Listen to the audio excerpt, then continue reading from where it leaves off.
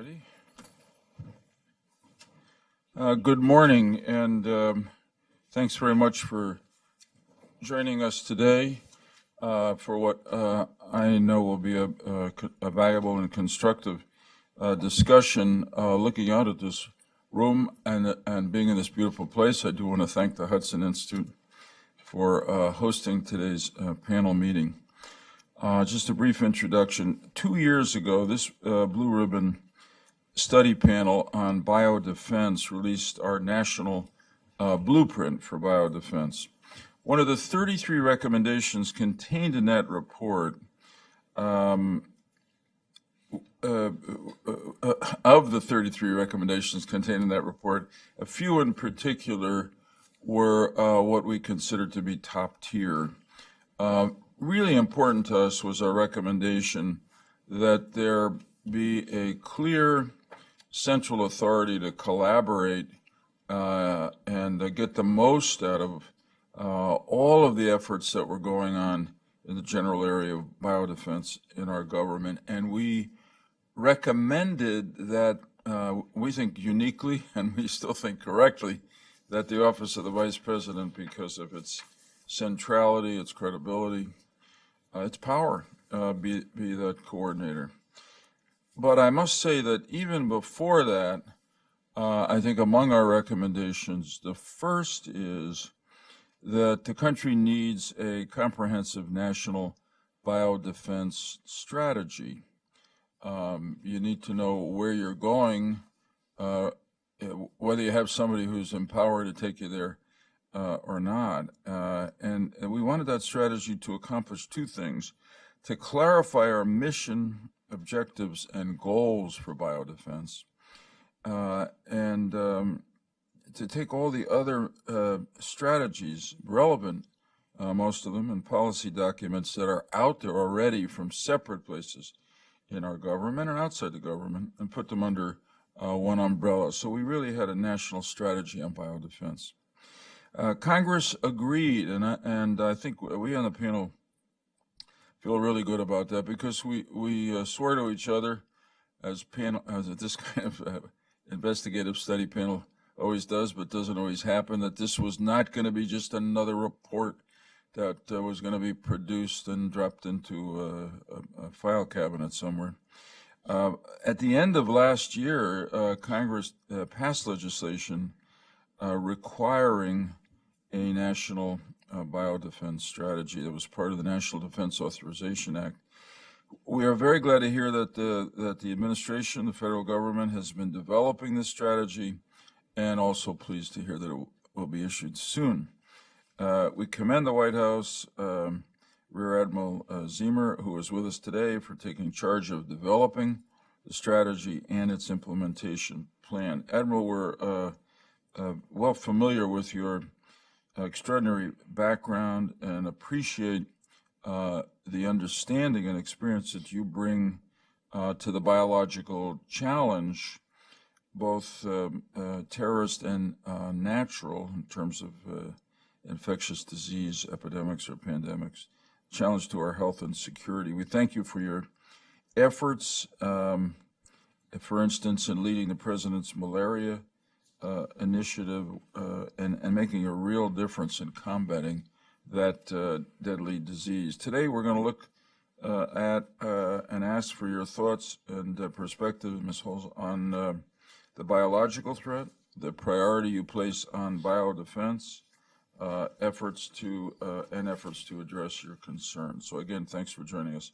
With that, we've had a great panel, small but very high quality. Is that always the case? 6 members.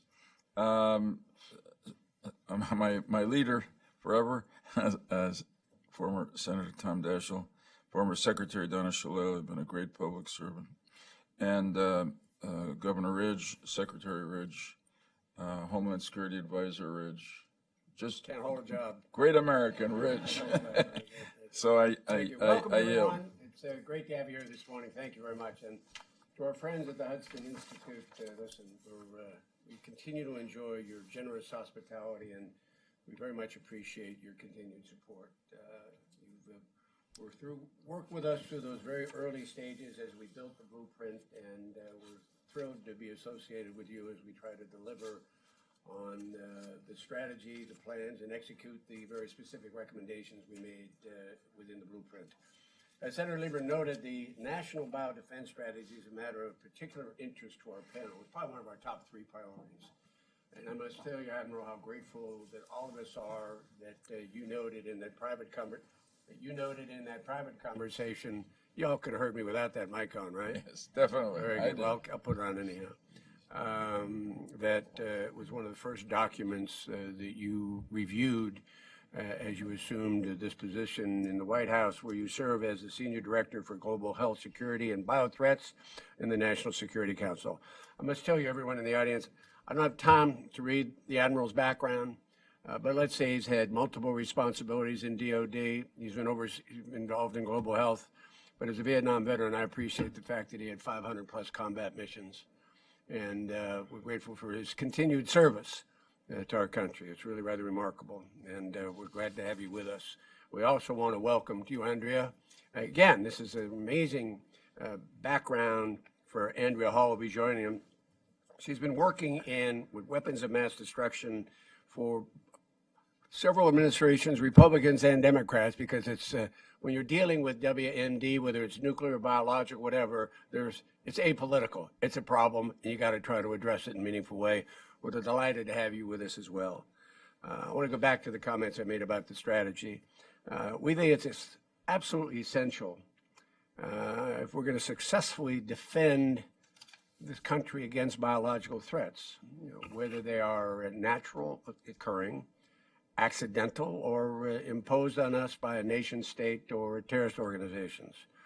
And we made these recommendations to have a strategy, and we're glad to see it. Both Congress and the administration are serious about taking it up. You hear what I said? I said both Congress and the administration are serious about this effort. That's not something we view as a common occurrence these days, but we're grateful it's universal around this particular initiative. But strategy itself is just the first step. Of course, the strategy is only as effective as its implementation.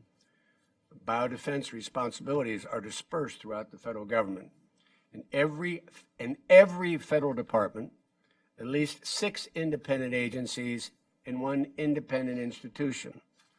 For the strategy to be successful, and it will be successful, particularly if they execute on the strategy that the General and Andrea are building, these departments need more guidance, leadership, coordination, and oversight. So today we'll discuss some things the administration should consider as it goes about finalizing the strategy and populating its implementation plan. Admiral, we welcome your thoughts on the biological threat and how the public and private sectors can work together to address it. Thereafter, we will be joined by Representative Jim Langevin, who will provide a congressional perspective as well. I also want to thank all our additional speakers who will appear before us today. We look forward to a very productive meeting. I want to ask my colleagues if they have any introductory comments. Secretary Slade? Tom, I would just say, both our co-chairs have spoken so eloquently. There's little else to add, but just for emphasis, number one, thank you both for your service. We are so grateful that you're committed to your country to the level you have shown in so many different iterations, and we're especially appreciative of your willingness to come today. I think we have 3 fundamental challenges. What is the best policy? What is the best organization? And how do we make it a priority? And if we could answer those 3 questions through our work over the next months and working together, and as Governor Ridge noted, this is not just an administration challenge, it's a congressional challenge. And we have an opportunity, I think, to be catalysts in moving forward on all 3 of those levels, and I look forward to working with you to make that happen. Thank you. Thanks, Tom. That was really well said. I appreciate it. Admiral Ziemer, it's all yours.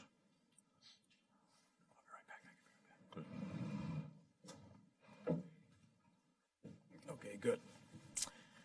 Secretary Shalala, Governor Ridge, Senator Lieberman, and Senator Daschle, thanks. It's really a privilege to be here and with you, Andrea Hall, to spend a few minutes with you.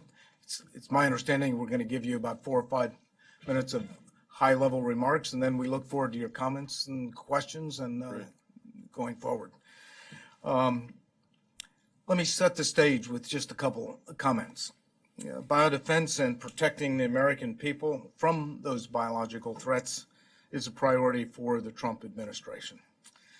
The administration understands that biological risks are real and has prioritized that as a serious priority. Thanks for underlining the word priority. It's number 3 on your list. It ought to be at the top. So not only is it a priority at the Oval Office, but our Homeland Security Advisor, Mr. Tom Bossert,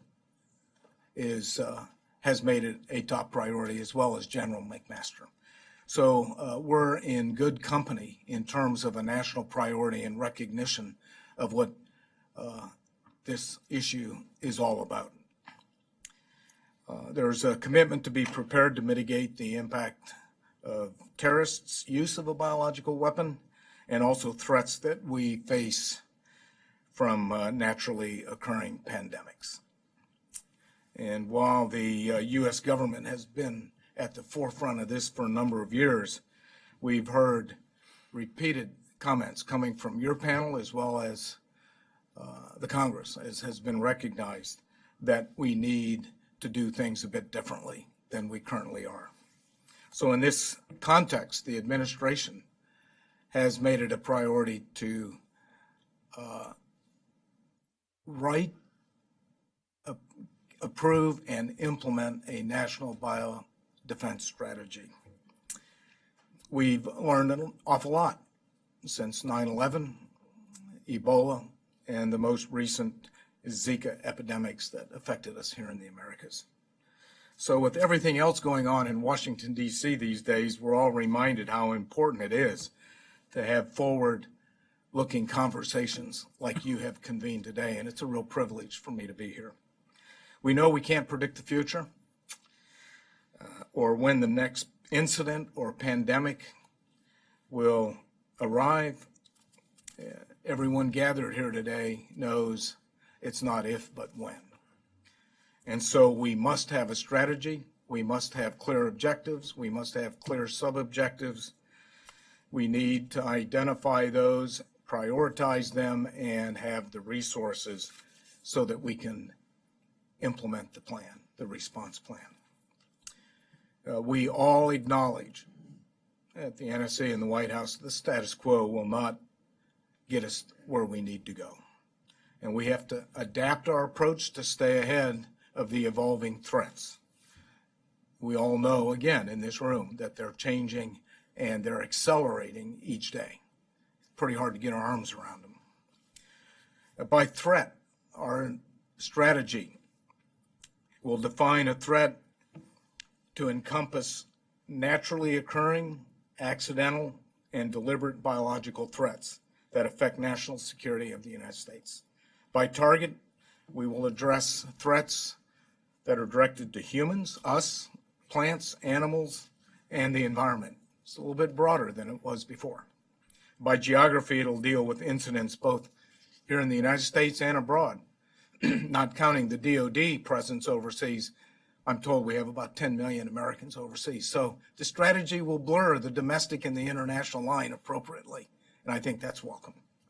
And by discipline, the strategy will take a multi-sectoral approach addressing the medical, public health, animal, plant health, emergency response, science and technology, law enforcement, defense and security, non-proliferation, and counter-proliferation, among others.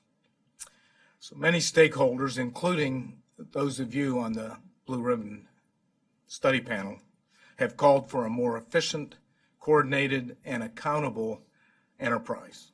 Our goal with the National Biodefense Strategy is to answer that call. Let me just say a couple words about the global health security agenda. We see health security as a national security issue, and the health of the American people depends on our ability to detect, to stop disease outbreaks at the source wherever they occur. And so global health security and the global health security agenda are married and are brought together in the National Biodefense Strategy. I just came back from Uganda, leading the U.S. delegation of where 41 countries, non-governmental stakeholders came together and agreed to extend the global health security agenda another 5 years. An awful lot of work has been done on the global scene to identify, prevent, and address the next outbreak or pandemic. While work has been done, there's an awful lot of work that needs to be done, and that's why we unanimously agreed to extend it. We're continuing to focus on flu. I'm reminded every day that A7N9 coming out of Northeast China is probably the next pandemic that we're going to have to address. So with the recognition of that and being prepared with vaccines that appropriately address that is a priority.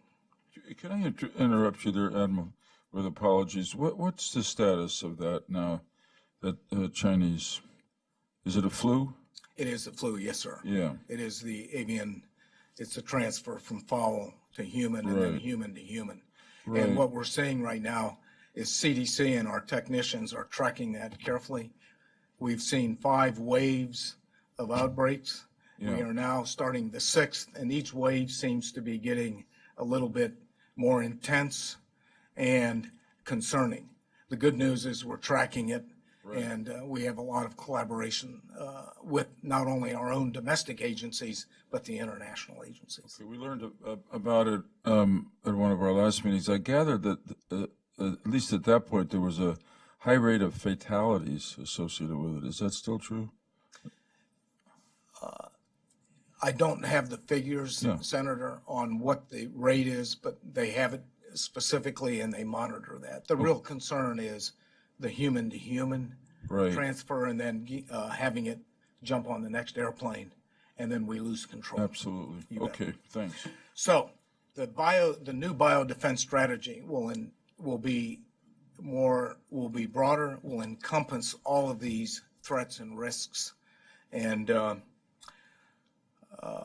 while it's a yeoman's task, it's work well worth doing. And we have good leadership support again, and I'm grateful for the congressional interest, more importantly, the collaboration that we're seeing across the interagency to get this done and to get it quickly. So I look forward to any questions that you might have. Thanks very much, Ms. Hall. So just to, probably everybody in the room follows this, so you know. Admiral Ziemer is the Senior Director for Global Health Security and Biothreats at the National Security Council. And Ms. Hall, if I got it right, you're the Senior Director for WMD, for Weapons of Mass Destruction and Counter-Proliferation efforts. So actually, we're very grateful that the administration has sent the two of you to be with us, because we couldn't ask for two people who were more central or pivotal to what we're focused on. Good morning. Well, thank you for that. Good morning. I would just say thank you for having us and for the panel and the broader community here's continued interest in this issue. It is an important one, reflected by our presence here and our continued very strong work to actually move forward a biodefense strategy in the United States. Making America safer in the biosphere is, of course, a key goal of Tim and I, and a big portion of our jobs, and a key priority for this administration, as he noted.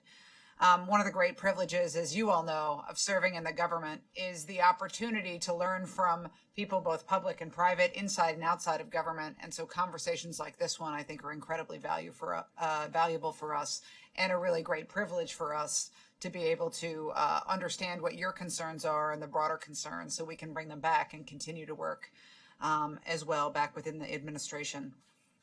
So as the Admiral noted, we're taking a comprehensive approach to bio threats, because we understand that these threats can occur from natural, accidental, or deliberate events. In addition to the preparedness for naturally occurring disease that you heard from Tim, the National Biodefense Strategy will help the United States focus our efforts to prepare for deliberate biological threats. And when we think about that, and within my portfolio are both state threats and non-state threats. The 2001 anthrax attacks demonstrated the impacts of a deliberate incident on our health, our economy, and our national security, and we truly remain concerned about the risks of bioterrorism. In contrast to chemical or nuclear materials, we know that biological material is unique and that it's ubiquitous and can be self-propagating, sometimes very rapidly. Pathogens are, of course, found all over the world, including in the environment, in animal reservoirs, and in laboratories. And so again, the panel's recommendations to focus across all of those spectra is well appreciated as well within the administration. We also know that access to biological material is not a steady state or static issue. As we saw with the tragic Ebola outbreak in West Africa, a natural outbreak can quickly lead to not only a public health crisis, but also a biosecurity vulnerability as we respond to that health crisis and take thousands of samples, which then present their own vulnerability. We need innovative and nimble programs to counter these evolving threats, and we need an awareness that drives those working in the biological fields to action. Securing biological material, as we know, is not easy. These materials are necessary in medicine, agriculture, research and development, and a vast range of other industries, making them impossible to completely control. To address these issues, the U.S. government supports threat reduction policies and programs that seek to deny terrorists access to dangerous biological material that could, of course, be exploited to develop a biological weapon. We feel strongly that we must maintain specific programs focused on and dedicated to strengthening international biosafety and biosecurity. The U.S. invests millions of dollars each year to strengthen biosecurity, and these programs are recognized as being both strong and innovative, working cooperatively in some of the most difficult operational areas in the world to consolidate and secure biological material. The U.S. government will continue to work collaboratively with partner countries to reduce biological threats, as evidenced by Tim's leadership last week in Uganda. We all understand that after a biological incident, we may not know for some time if this incident was accidental or intentional, or if it was part of a natural outbreak, perhaps a laboratory accident. So we advance policies that strengthen multi-sectoral collaboration for effective prevention, detection, and response to biological incidents in the United States. Furthermore, it's vital that health, security, and crisis response professionals be synchronized and have the resources they need to respond to biological incidents quickly, especially during bioterrorism events. It's critical that any information about a biological incident is shared rapidly during an event to maximize our effectiveness and to mitigate any associated risks that might otherwise occur. Rapid recognition and identification of deliberate incidents, paired with these mitigation efforts, are also key to deterring future attacks. If we can make clear that those that seek to use biological threats to do us harm will not be successful, we can show them that this path is not worth their effort. Although we approach biological threats from different angles, Tim and I work side by side, quite literally and figuratively. Our offices are right next to each other. And we work closely with our interagency counterparts in our joint efforts to reduce biological threats. We're also working closely with colleagues in emergency management who focus on the response aspects to biological incidents. And so we understand this is a full spectrum response that we need to be able to move efficiently and work together on. And so finally, I'll mention one additional area of interest to us. I have heard some experts say that we're on the cusp of a turning point in the biological revolution, which will bring exciting technologies and cures and also new risks and threats. Biotechnologies are now broadly accessible, and society is already beginning to see the potential for significant advances in human health and agriculture. These technologies can absolutely revolutionize science, but we must also acknowledge that they have the potential to lead to intentional misuse and unintentional outcomes, which could be just as devastating. We must understand the risks and consider them in the context of the opportunities for societal advancement. We must also remain sensitive to ensure that the public has confidence in our oversight of these issues. Over-regulating research communities and stifling innovation and scientific progress is simply not acceptable. So we're constantly looking to find ways to ensure that the risk remains low while maximizing science, technology, and innovation. And this is a place where we need to be collaborating actively between government, industry, and the private sector to do our best work. In closing, preparedness for all biological incidents, whether naturally occurring, accidental, or deliberate, is of critical importance to this administration. So we will continue to advance policies and programs to counter these biological threats. And again, thank you for the opportunity to speak here. You want to start? Okay. Thanks very much. Very helpful. So I'm going to ask you one of those questions that when I was on Capitol Hill, we love to ask, and sometimes they're helpful in understanding priorities. So I'll start with you, Admiral. In the range of biological threats we've described, which are naturally occurring threats, disease, intentional threats, terrorists, and accidental occurrences that will nonetheless cause a problem. If you were to prioritize, and I suppose I'm asking in terms of this is a measure of probability, and also I suppose consequences. How serious, broad scale would be the impact of one or the other? How would you prioritize those three elements, types of biological threat that we're talking about? Yeah, my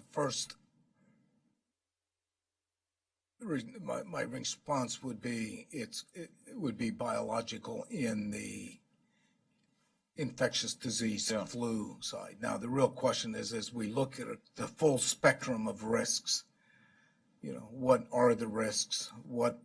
And then how do you play that out? And then what's the consequence of an incident?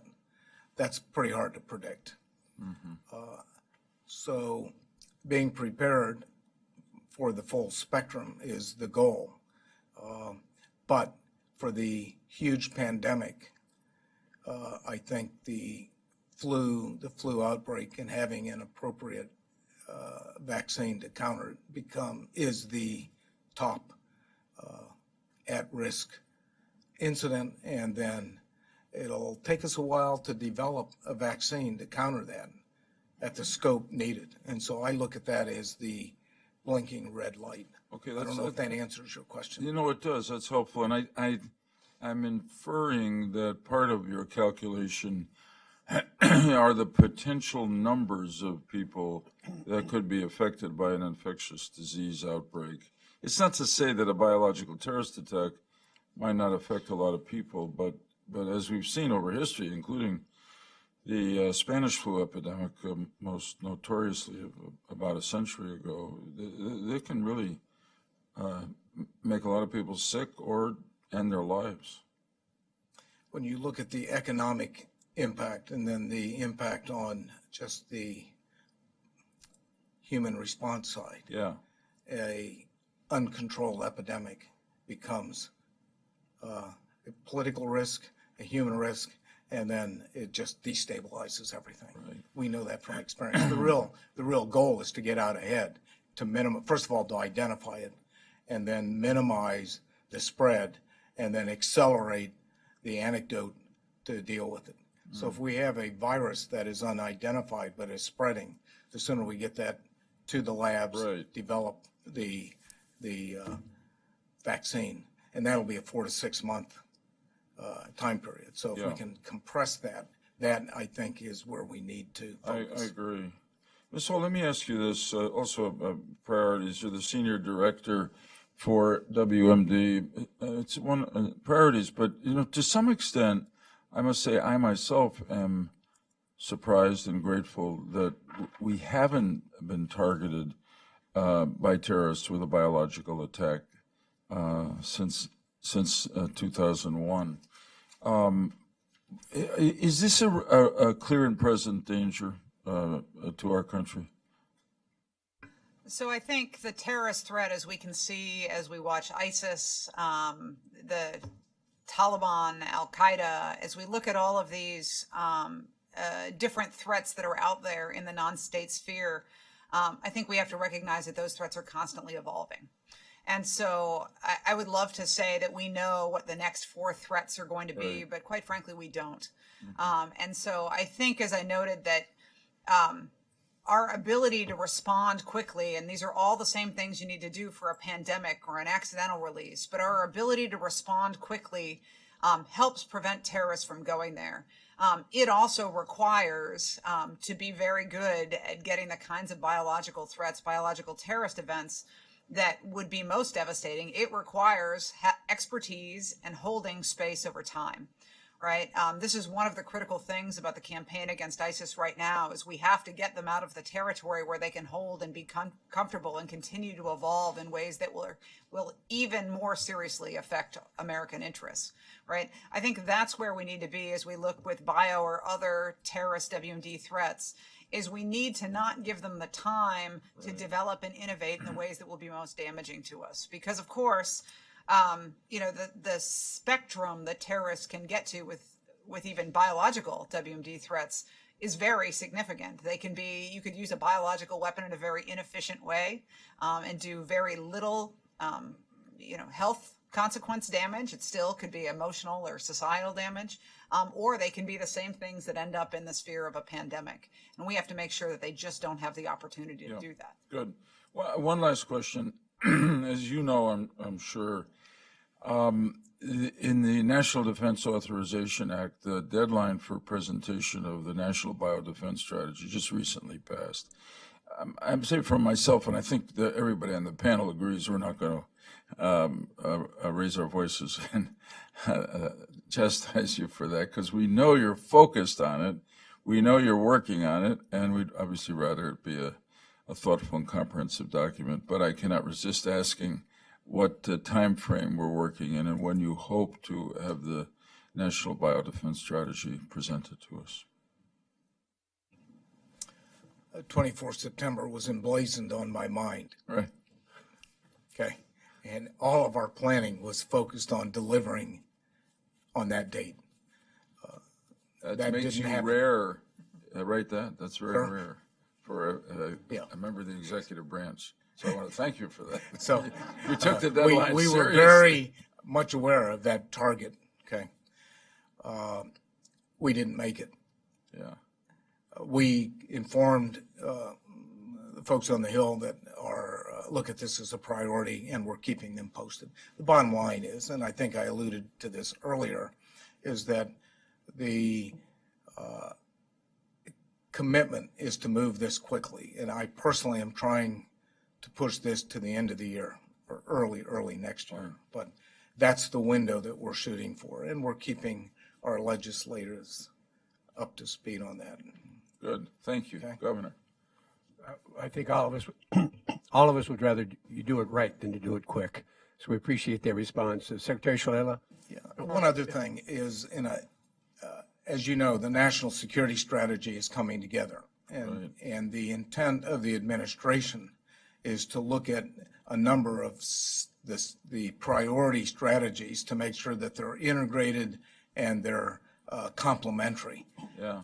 And so that's part of the endeavor, is to make sure that we are in sync with the national security priorities as well. All the better. Thank you. I have a substantive question, but before I ask that, you both have these really cool job descriptions. Could you explain to me the difference between what you do and what you do? Well, hopefully we do this seamlessly. And I think the degree to which we work together, we also play in some gray space, which plays to each of our strengths. So my job is to look at the deliberate threats from state and non-state actors predominantly, right? As we have already discussed, there's some gray area in that, and certainly things like biosecurity fall into that gray area between us, right? Where part of the idea of biosecurity is to keep the terrorists or non-state actors or other threats out of places where they are, and part of it's just the good government of threat reduction, of making sure that every lab, whether there's a deliberate threat or not, is safe against the potential that somebody could exploit it. And so I would say if we know it's a deliberate threat, it falls more into my bailiwick, and then we work together in the middle space and try to come up with policies that, to the extent we can, efficiently target both of those, and I think many of them do. Yeah, the official title of my responsibility is Senior Director for Global Health Security and Biodefense. I asked what that meant when I was recruited for the job. I have 3 directorates: countering biological threats, run by Dr. Hillary Carter; she is the bridge between our two worlds, works for both. The second directorate is medical and bio preparedness and that's run by Dr. Lou Borio, who is from FDA and HHS. I can't have a better person running that. And then the third directorate is global health development, which includes all of the traditional foreign assistance health programs, Gavi, PEPFAR, the President's Malaria Initiative, maternal and child health. So it complements the traditional health piece, but it also brings in the biosecurity and health security, and then complements this whole agenda. Thank you. That's very helpful. My substantive question really has to do with vaccines. The multinational pharmaceuticals, even the smaller biotech industry, have been very reluctant to invest in vaccines because the margins are so narrow and they can make more money doing other kinds of things, though the government has enticed them with larger markets and with other initiatives. Where do you think we are in developing vaccines to anticipate the future? And do you have a strategy inside your strategy that involves vaccines?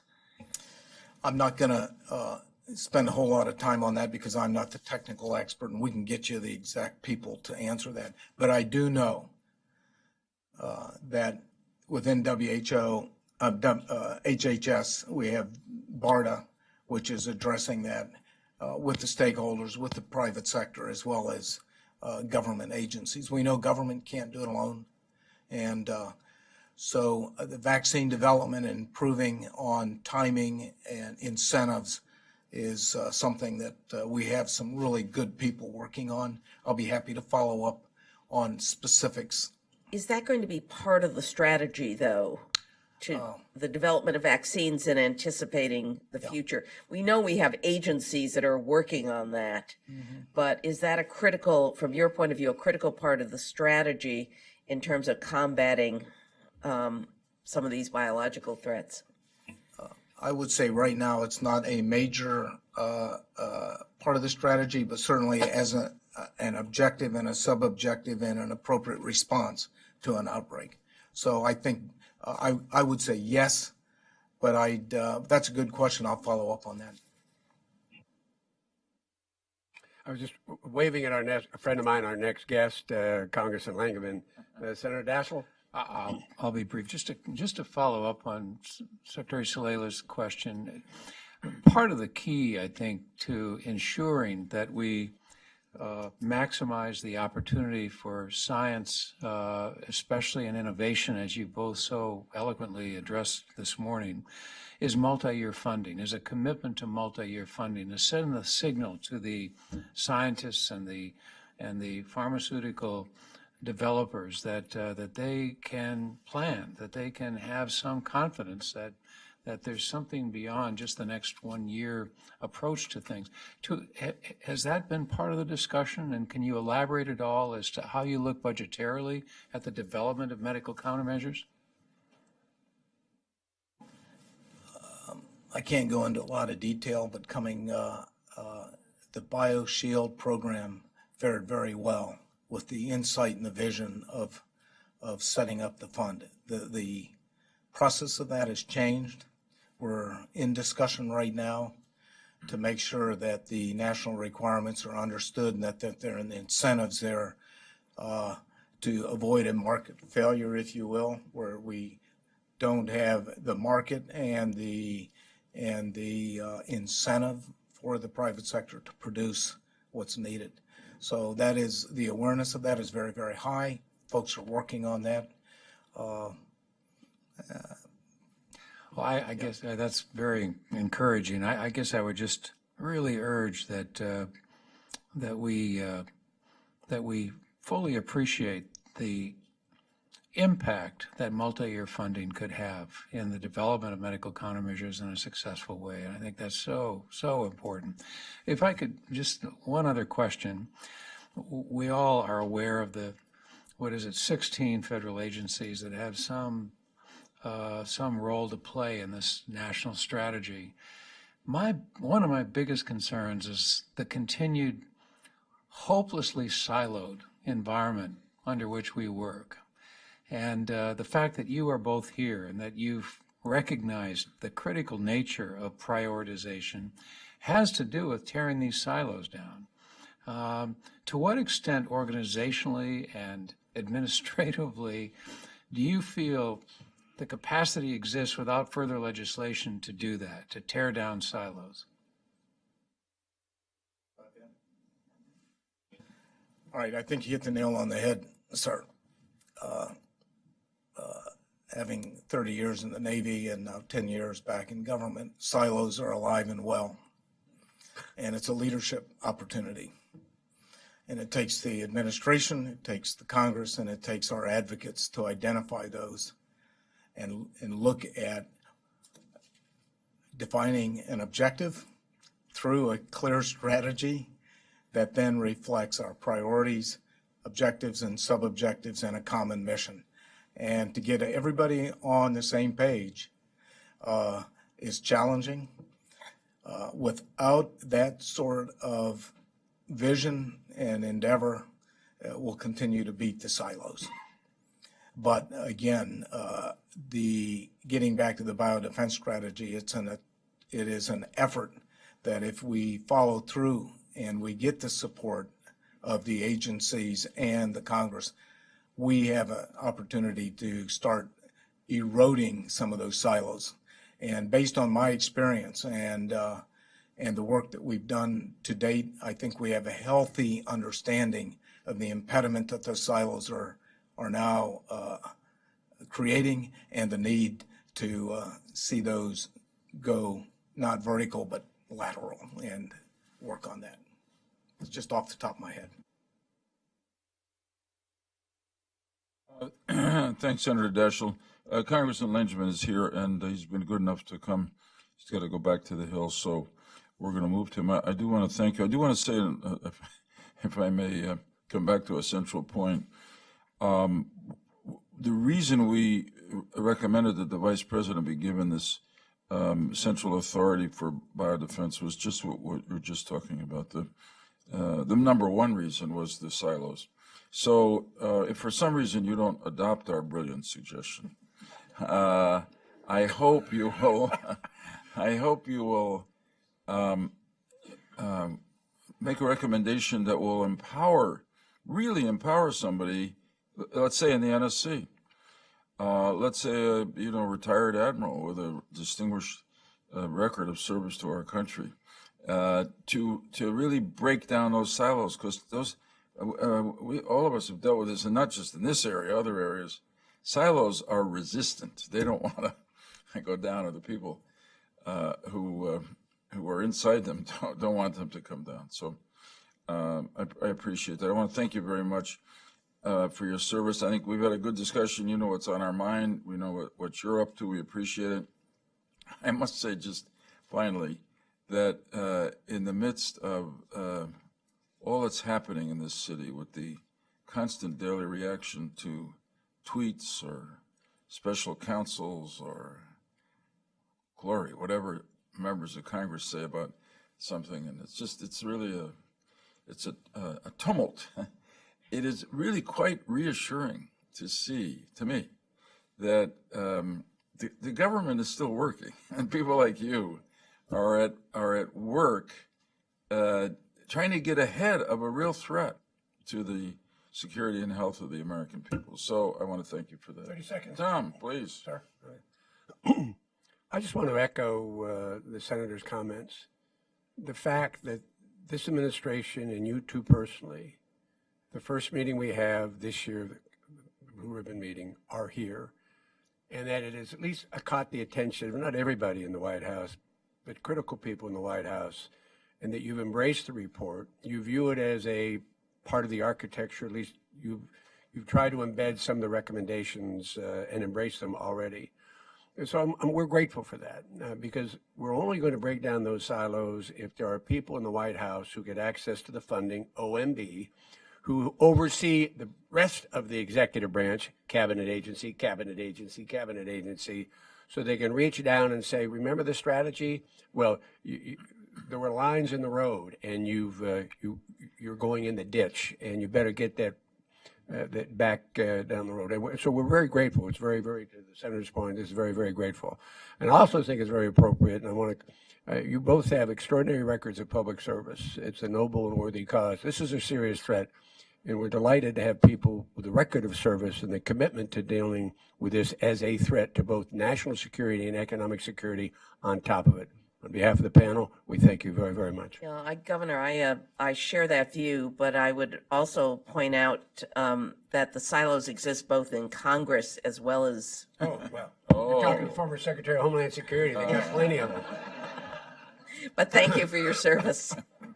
Notice the silence on this end of the table. I would have had some senators helping me along. No, the way, we tried. But I actually did. We tried. I actually did. but- I actually did.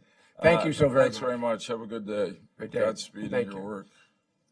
Congressman, we welcome you.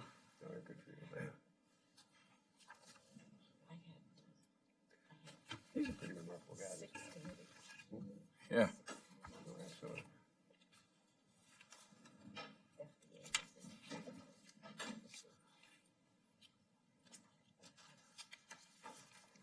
Come in and do something. Yeah, go right ahead, sure, please. For those of you who noticed my gesture that way toward the exit sign, it wasn't a goodbye, it was hello to a friend, Congressman James Langevin. We're delighted. He's here for many, many reasons. Once, he's been so involved with this effort of on the blueprint from day one, number one. Number two, he has very critical positions both on armed services and homeland security. And three, he walked point for us in the legislature around a measure that was passed into law to give us, to insist that the administration come up with a strategy. And we're grateful for your leadership. Your Republican colleague, Congressman Wilson, couldn't join us, but we're very appreciative of the considerable effort you've made throughout this effort. And we're going to be calling you in the future to make sure that once we develop the strategy, that Congress and others help that you help keep your friends in Congress and the White House in line. Congressman, welcome and thank you. Fair enough, Governor. Thank you very much for the welcome. It's great to see old friends here. I thank each of you for serving on the panel, but also, especially for your commitment over many years to public service and to our nation. So I thank you for that. It's great to see you all again. And I want to begin by give you Congressman Wilson's regards. He apologizes that he can't be here as well, but he and I certainly have worked on these issues over the years, as you pointed out, Governor. And I have been a big fan of the Blue Ribbon Study Panel on biodefense. Is it? You got it on? Very good. Yep. Yeah, can you all hear? Is it coming across okay? Yes, sir. Yeah, I hesitate to say it, but you're wired. Very good. Very good. So, as I said, I've been a big fan of the Blue Ribbon Study Panel on biodefense since its inception, and I really am honored to be with you here today to share my perspective on these issues, and then certainly to take your questions. So, biodefense continues to be an area of focus for the Subcommittee on Emerging Threats and Capabilities, House Armed Services Committee, and in my role there as ranking member of ETC, I've sought to elevate the conversation surrounding this issue and to promote sensible, robust national biodefense policies. This is an issue that we need to pay close attention to.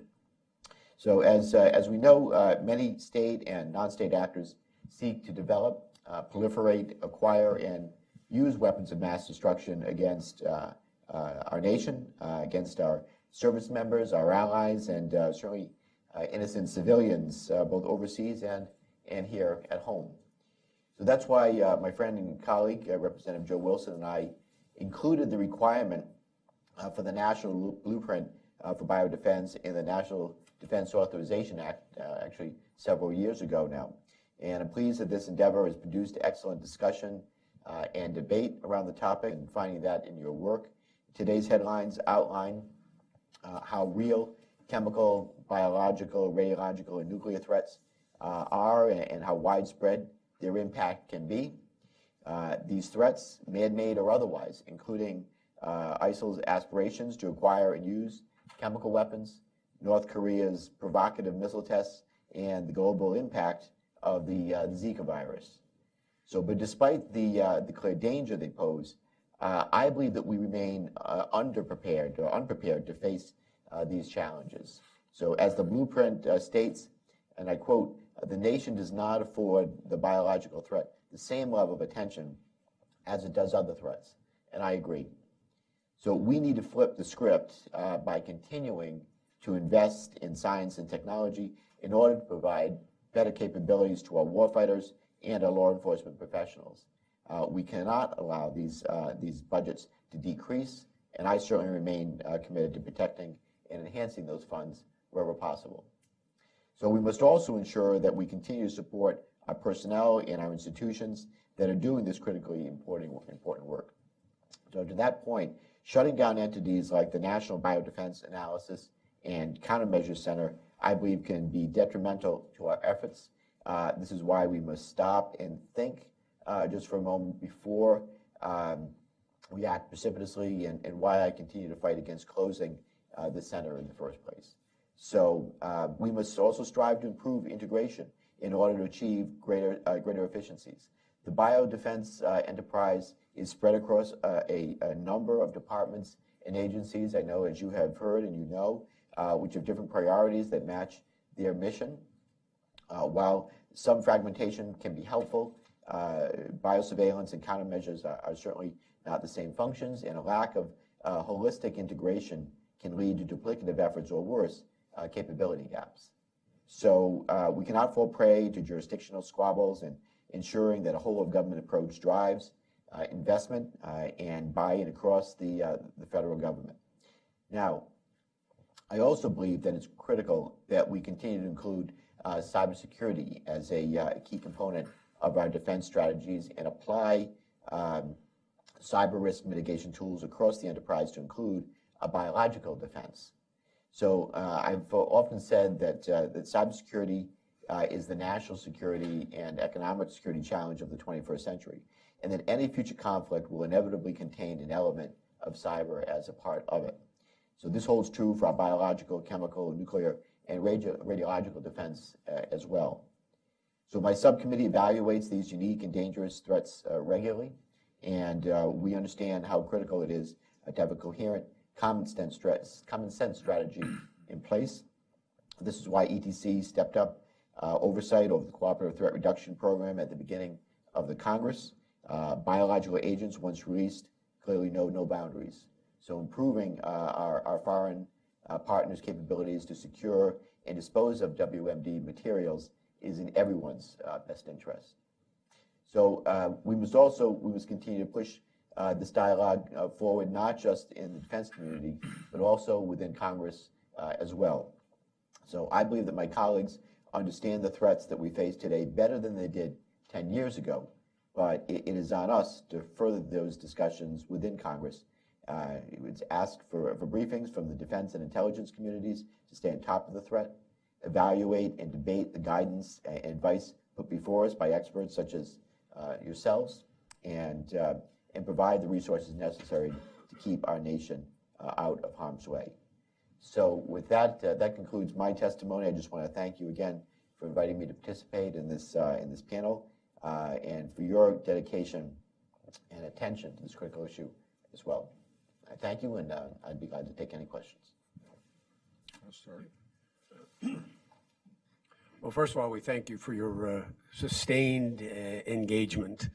I speak for the panel. We wish all members of the House and Senate paid as much attention to this threat as you have over the past couple of years and took it as seriously as you do. I know there are a lot of issues up there, but one, we're grateful that what you and your colleague, wonderfully on the other side of the aisle, were able to accomplish, because of obviously the witnesses that were here before embraced that legislation, that focus, and built a strategy. The next step, however, will be the implementation of the strategy. And I guess all of us who've served in the executive or legislative branch have concerns about still the breakdown of jurisdiction.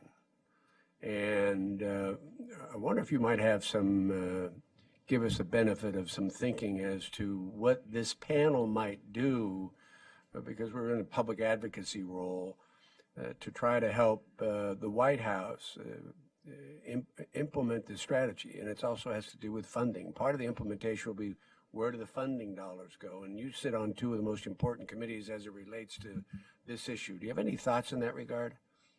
Sure. Well, certainly the work product, I believe, will speak for itself, but having experts like yourselves being out there and continue to provide continued focus on the topic and getting the word out, educating members and staff, through briefings and the hearings that we can request and hold on the Hill, that'll be an important part of the effort. And then making sure that obviously budgets match the strategy. That we can't just spend all this time and effort and this focus on a critically important topic to our nation and our allies and our forces, and then not properly fund the implementation of it. So we hear a lot about breaking down of silos, and that does apply to Congress as well, as we well know. And we've got to do a better job of coordinating and making sure that we have sustained focus on the topic and then implement it. Well, I think your leadership in around the insistence that they start with a strategy, a blueprint. Presumably you thought that was very important. Before you build the house, you better have a blueprint, right? So we appreciate your leadership in that regard. Secretary? Thank you very much. Congressman, your support of science and technology is extraordinary. But since you served at the state level, both as a representative and as Secretary of State, I wanted to ask you about your observations about the need to develop the infrastructure at the state level on these state health departments, local health departments, and whether you had thought about that in terms of your longtime support of health.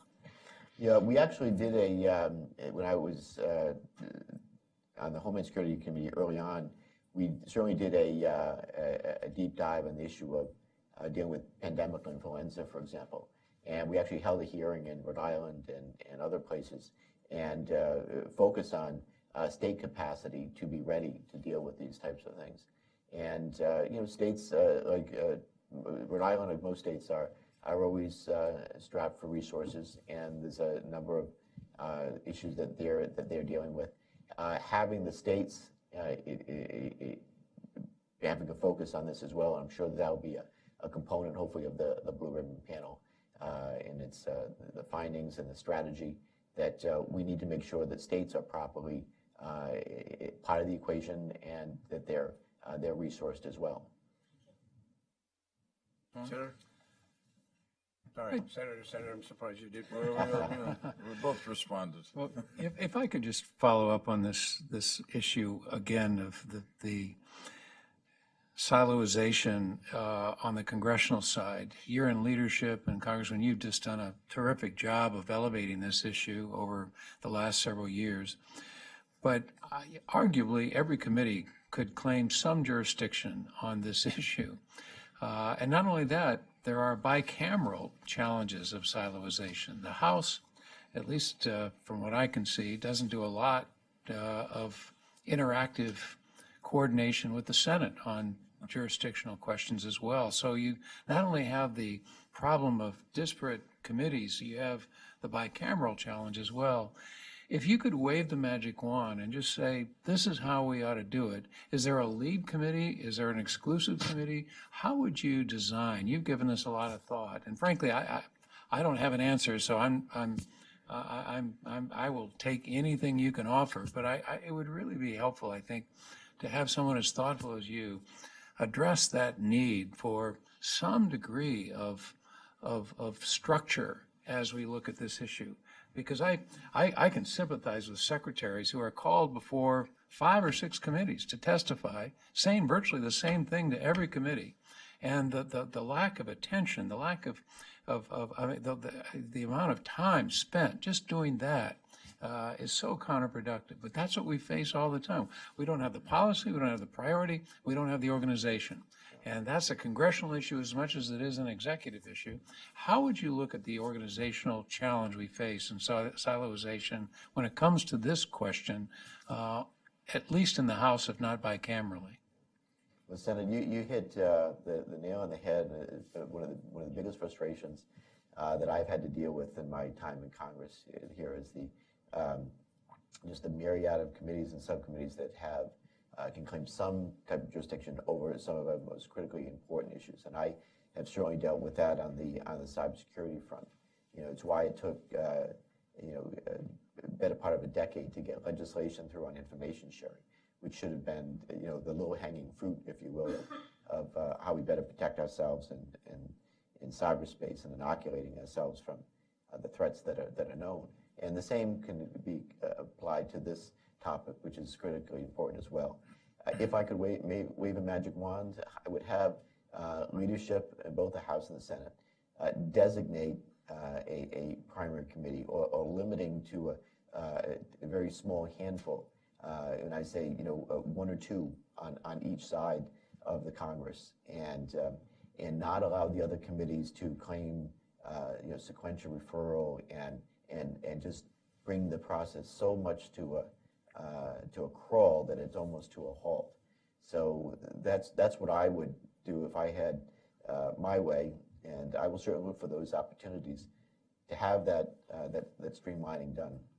But it really is, in many ways, a leadership issue that, if the Speaker were to designate, just a couple of one or two committees, and then, again, the relevant subcommittees within those two committees, I think we'd get proper oversight and we'd have the process streamlined. And that, I think, that can apply to a whole bunch of topics. I understand that the Founding Fathers set up our process to be slow and deliberative, and so only the best ideas move to the top. But the downside of that, of course, is that when you have a critical national security issue like this, the bad guys aren't standing still, and they're not necessarily, dealing with sequential referral. They're plowing ahead, trying to do us harm, and we've got to get better organized. And I think streamlining would be a major way to do that. Thanks, Tom. Briefly, I'm just remembering with the people next to me, when this is a good news, bad news story. When the 9/11 Commission reported, its report really covered so many different parts of the government that there were many committees in the Senate that could claim jurisdiction for parts of the report. Senator Daschle and Senator Frist made a tough decision, which was that if anything was going to get done, they would ask us and Senator Collins and me in the government, then called the Governmental Affairs Committee, later Homeland Security and Governmental Affairs, to take this on. We would consult with the other committees where relevant, but to take it on. It happened that we did, under the rules, have responsibility for the organization or reorganization of government, but that was a basis. Anyway, it was a real leadership decision, to make your point. So we had some tough discussions, came out with a report. Really, I'm proud to say, thanks to everybody, including the two leaders, an extraordinary percentage of the recommendations were adopted. The biggest failure was in the recommendation that came from the 9/11 Commission and was embraced in our bill, was to basically cut out the silos in Congress, so that people like Secretary Ridge wouldn't have to report to many committees. And it was I can remember those days on the floor. Just one committee chair after another got up and removed his part or her part of it. So it's a battle, but it's worth doing. And again, I want to join this chorus from up here, Jim, and thanking you and Joe Wilson for the leadership on the National Biodefense Strategy. We think in our report, obviously, that it's the first step that had to be taken. But without your leadership on this, it wouldn't have happened. So I can't thank you enough. You got? Ask another question? Yeah, go right ahead. Okay, thank you. Thanks, Jim. You serve on Probably two of the three or four most important committees in terms of oversight of the strategy and its implementation. Am I correct still on Armed Services and Homeland Security? That's right. Yes, sir. What do you think, and again, we're all very sensitive to jurisdictional issues and silos and turf, and unfortunately, we'll keep talking about it. Maybe one of these days something will happen more consistent with our mutual objective. But how difficult will it be, because you are now recognized as a leader in this space, you and Representative Wilson, on this particular issue, to hold at least joint committee hearings so that the information available is more broadly disseminated, and you actually use Congress in the vehicle of joint committee hearings to send a signal to your colleagues on the Hill, but also to the executive branch, that this collaboration, it's just the beginning of the kind of collaboration we expect to see from the executive branch, but also from the legislative branch as well. Have you conducted those before, and would you be inclined in the right set of circumstances to do it in your capacity on these two critical committees? Sure. I absolutely would, and Joe is no longer the chair of the Emerging Threats Capability Subcommittee. It's now Elise Stefanik. We have a great relationship, Elise and I do, and some of this is personality driven, but the other part of it is this is a needs-driven issue. That we just need to continue to educate members. We need to make sure that we stress the urgency.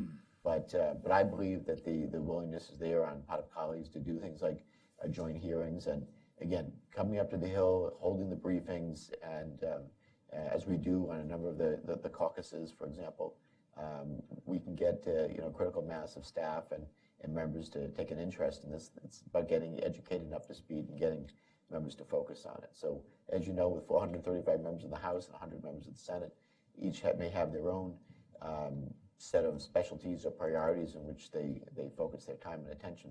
But this one, again, with your help and the expertise that you have, and that the time and effort that has gone into the report and the good quality product that results, I think that gets people's attention, and it will help foster that willingness and that understanding that we need to collaborate.